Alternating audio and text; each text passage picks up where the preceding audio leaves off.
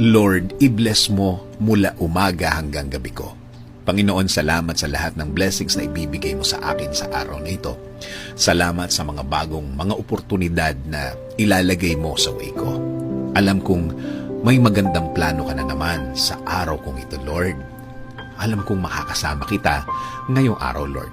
Kaya alam kong magiging maayos ang mga darating na oras sa buhay ko ngayon. Alam kong puprotektahan mo ako sa araw na ito. Ikaw na din, Lord, ang bahala sa mga taong may masamang balak sa akin.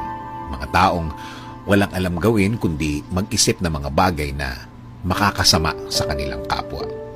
Pero Lord, alam kong kahit anong galing nila, kapag ikaw ang kakampi ko, I will be protected by your presence, Lord. Kaya Panginoon, nakikiusap po ako na i-guide niyo po ang aking araw ngayon. Patuloy niyo pong i-lead.